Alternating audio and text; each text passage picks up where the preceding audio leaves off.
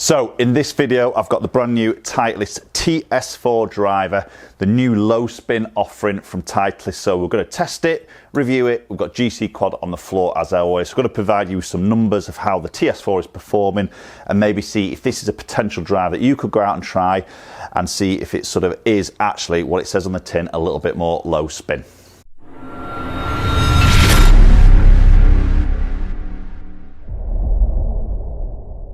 Okay, so TS4 from Titleist. So obviously we've seen TS2, TS3, which have been massively popular, big presence on tour. So I think that's really revitalised sort of Titleist driver category in a way from maybe previous years. And now we see an introduction of TS1, obviously a very light option, and then TS4, which is the low spin version. So obviously there's a lot of queries out there or concerns out there that they've launched these very late compared to TS2, TS3. I'll leave that for you to sort of debate really, but I think TS4 is a low spin option. I think is an option there for a few guys, but it's not a mass market club, I wouldn't say, because it's going small on the head. It's a 430cc head. You're going to lose some serious forgiveness, I would say, with this compared to TS2, TS3, and obviously TS1. So it's not going to be a big market. It's more for the guy who is maybe that faster, stronger player who likes that small, compact look, who collects his strike pretty central and just wants to really get that spin number in the lower area. So let's get hitting some shots.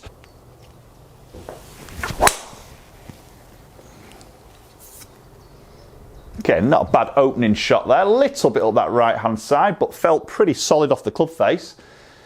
Yeah, just creeping over that 300 yard mark there, and that's spun at 2100, so that's a nice start there.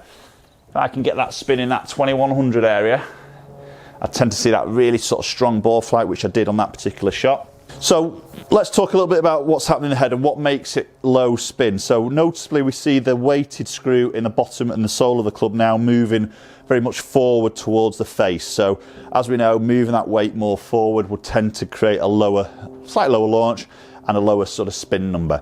A trade-off to that would tend to see the MOI drop. So that is basically your forgiveness of the clubs, of the twisting. So if you're moving your strike pattern quite a bit around this club face, TS4 probably isn't the driver for you. You probably need to go more TS2, 3, or even the new TS1, depending on your speed. So definitely more of a low spin because of that weighted screw going forward. That feels beautiful off the club face. Again, really nice ball flight. A bit more neutral that time. Yeah, just dropped slightly, 293. I guess that spin might have gone up a little bit. Yeah, 26.5, so 2600 there. A little bit higher launch. Again, I think this is a stress I want to put out on this video. You know, this, as it's branded, TS4 is the low spin version. So if you're a high spinner, let's go TS4 and we'll drop that spin. Now, Titleist is saying this will drop your spin compared to like TS3 by about 200 to 300 revs, which isn't a lot at all. So you've always got to weigh in, as we know, many videos do, is your strike pattern. Where do you strike on that club face? If you naturally strike it a little bit low, a little bit heel, then you know you could have TS4 and you could still spin it through the roof. It won't actually lower your spin. So you've always got to weigh into your strike location. So again, through a fitting process, measuring it either through Quad, TrackMan, anything like that, where you can actually measure that strike is definitely a process you need to be going through. So other things happening in the club head here is it's noticeably a smaller head. So it's a 430cc. So we're dropping from that I think 460 TS2, TS3 are. So obviously noticeably more compact head shape, and it's a beautiful shape. I mean, you put that down by the golf ball and, you know, we know Titleist have always made good looking drivers in the shape of them, and this is no different. It's just in that slightly smaller sort of package. So a little bit more compact on that club face that we see. Still got that little arrow logo on the top, which is nice just for alignment. Black gloss top, no other colours in there, black face. So it's quite a sort of stealthy looking club in a way, just all blacked out.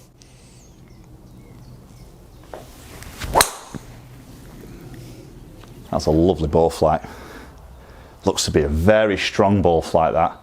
That should get a little bit more yards, yeah, so 305. Sort of, I love it's quite flat on the peak of its flight there. That spun at, Yeah, just under 2,000 there. That's the number I like to sort of see for my driver. So at the moment, yes, TS4, again, strike, bearing in mind, plays a massive part, is hitting me into that sort of right window that I like to see the sort of spin.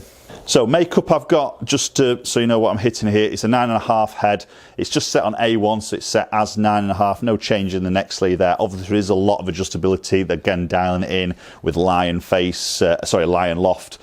Depending on your sort of club delivery. I've got it in a hazardous smoke, 6.5, which tends to be a little bit more suitable to me, but again, many different shaft options through a fitting process are available. Okay, so that was a little bit toe. Just see that turn over a little bit there. Again, that's through that toe strike. Definitely feel a little bit more twist now. That's probably the trade-off you're going to see with TS4. If you are going to miss that strike with that weight forward and that more compact 430cc head, I'd say you're going to get more twist. So that's why it's not as forgiving as the likes of TS1, 2 or 3.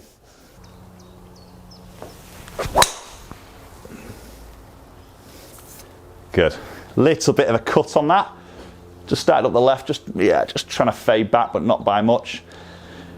306 again, really good. I love the sound of that. It's a great sound. It's not really loud there. It's a little bit more muted, which tends to the better player going TS4 probably want to see that or hear that, should I say. So feel off the face is really superb, and the looks of it is stunning. So for me, this is probably sitting in quite a nice area for me personally. And again, I'm trying to sort of get my spin number down and keep it controlled a little bit more to get that sort of ball flight that I'm sort of looking for, because my miss would tend to be, if anything, slightly low in the face, which we know would just pop that spin up a little bit more.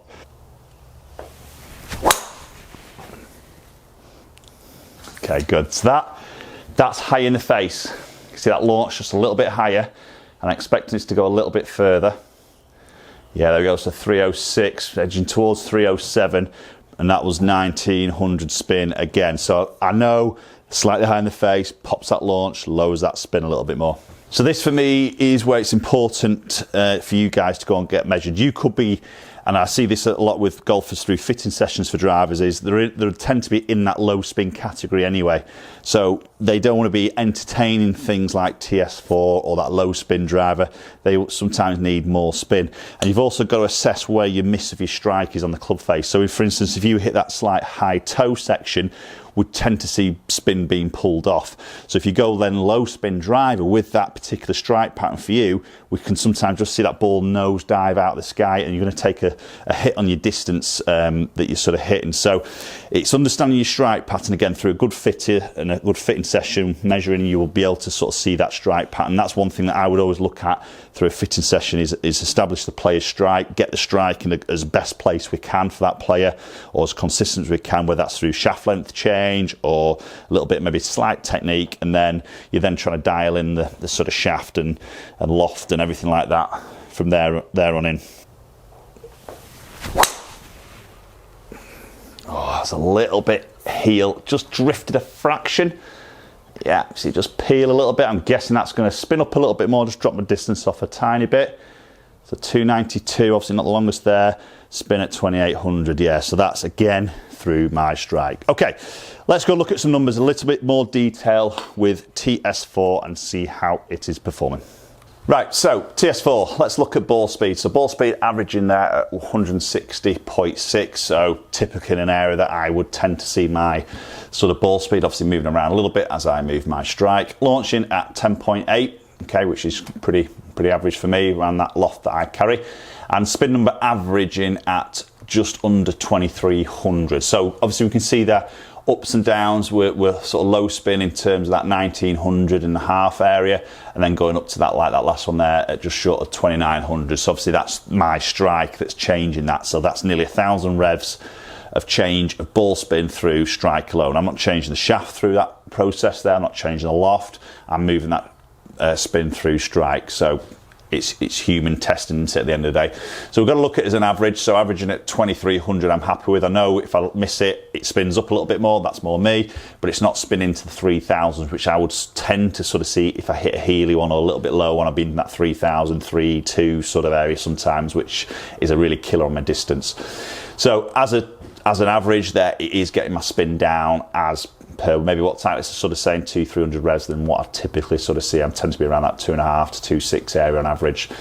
Descent angle coming in at 35 degrees, so it's coming in pretty much on that optimum area as it comes into land, so I know it's going to release a little bit more, peaking out 30 yards, carry distance at 277, totaling 301 on average.